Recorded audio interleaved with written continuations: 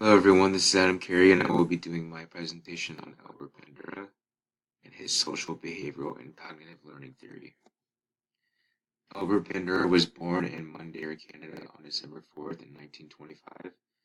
The town of Bandura, Canada is very small. At the time that he was born, there was only 400 residents.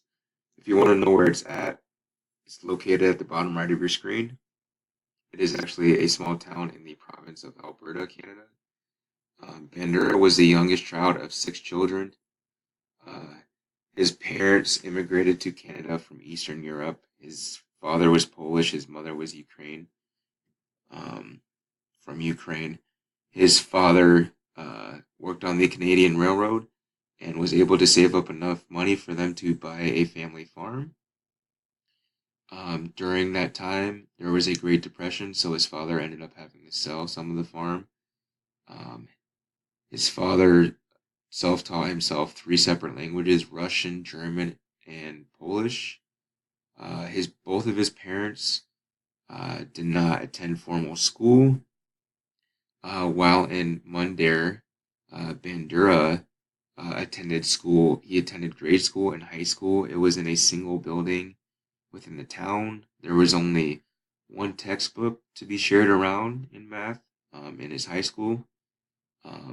So this situation was pretty dire. Another negative life influence that occurred to him during this time was his sister passing away due to the flu pandemic and his brother dying in a hunting accident. So his parents gave him an ultimatum. He could stay and work on the family farm, or he can go off to college. Bandura decided to follow the latter, and he would go off to college. He would attend the University of British Columbia and graduate in 1949 with a bachelor's in psychology. He would later go on to attend grad school in the United States at the University of Iowa. If you're curious, you can find out in the top right-hand corner of the screen the connection between Albert Bandura and the father of American psychology, William James. If you follow the lineage between advisor and advisee, it eventually leads back to William James from Albert Bandura. So at the time when he was attending graduate school at the University of Iowa, they were being heavily influenced by their peers at Yale University, and Bandura was influenced by their work on social learning beliefs and social learning theories. He would take this desire to learn social learning beliefs to Stanford University, where he would become a teacher and a researcher. When Bandura arrived at Stanford, he got in touch with his department chair, psychologist Robert Sear, who was doing some research on social behavior and aggression within families amongst adults and children. And Bandura would follow him in that aspect and do some similar research. Um, so for social behavior and cognitive learning theory, there's kind of like two portions to the theory. The first portion we're going to focus on is the social learning aspect of it. The belief at the time when Bandura was attending Stanford was that social behavior was a product of the unconscious mind. In other words, the behaviors learned by others was determined by the thoughts of the unconscious and was not predictable. Views of violent behavior was believed to actually be a stress reducer and would help people drain the desire to be aggressive themselves. So, in the 60s, I don't know if there was video games at all, but there was violent TV shows, and according to the theorists at the time, that was actually helping children drain their desire to be aggressive. And Bandura did not believe that because of his work with aggressive children and how they often would mimic and follow the same footsteps as their parents. So Bandura believed that social behavior was modeled after observant learning. Bandura's theory of social behavior and cognitive thoughts was that behavior is modeled by others when the behavior grabs the subject's attention, is memorable to the subject, can be replicated by the subject, and the subject has proper motivation to repeat um, the action. At the bottom right hand corner, I'm going to play the video uh, actually produced by Albert Bandura about his experiment and show some clips from the experiment because they're pretty famous in most psychology textbooks. You'll see the pictures on the left depicted about the experiment. So what happened during the experiment was the adults would um, beat up and act in a violent fashion towards the dolls, and so there was no reinforcement or punishment for the kids for viewing this. So they would go in, and since they observed the behavior, they kind of had an idea of how to replicate the behavior. They learned that it was appropriate to do it. They learned it was okay to do it. There was no repercussions of them doing this behavior. So they just followed suit. What they saw is kind of like a monkey see, monkey do kind of thing. But some of the kids actually took it a little bit further than what the adults were doing when it came to certain violent acts towards the doll.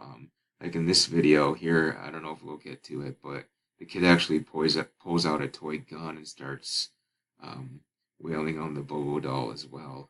So, and also some of the kids, they didn't demonstrate that they learned the behavior, but through observational learning, they learned that the behavior was possible. They just, due to their cognitive part of themselves, they decided not to do it. So just because someone is not able to replicate a behavior does not mean that they have not learned of the behavior in itself. To get more back into the cognitive side of the theory, um, according to Padras, who he's getting his information from the autobiography of Bandura. So these are from Bandura himself. The words, people are not self-organizing, proactive, self-reflecting, and self-regulating. Or wait, excuse me, they are self-organizing, proactive, self-reflecting, and self-regulating. Not just reactive organisms shaped and sheep-herded by environmental forces or driven by concealed inner impulses. Human functioning is a product of dynamic interplay between personal, behavioral, and environmental influences. So all three of those influences impact one another. So what he's basically saying is that the difference between us and an animal is when an animal sees like the leader of their pack doing a behavior, they will learn and mimic it. But the difference between that animal and us is that we have cognitive abilities to self-reflect and self-regulate and understand that certain behaviors might not, benefit us in the long run. At least some of us are able to um, do that process. Here's some pictures of William James, Freud, and the Great Depression, which is some of the aspects that would influence Bandura. It would make him have a good work ethic and put his mind towards developing his theory. So, implications for theory in the 21st century classroom. His work leaves teachers with the knowledge that certain behaviors or teachings are more likely to be passed along under certain circumstances. One circumstance is if the student is bored, they're less likely to pay attention. If they're less likely to pay attention, they're less likely to learn, obviously. Repetition and practice of the material helps with retention. Students are more likely to learn behavior if they are directly getting reinforced with some praising, or if they're seeing somebody else get reinforced, or if repeating the behavior will be valuable to them.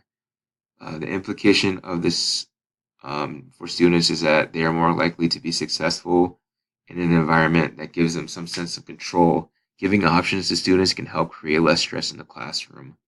So for me, for implications for my classroom, I would like to reduce stress, give choices, model good behavior, and have authority in teaching. I don't want to be an authoritarian figure, but I want them to want to model after me because they see me as one.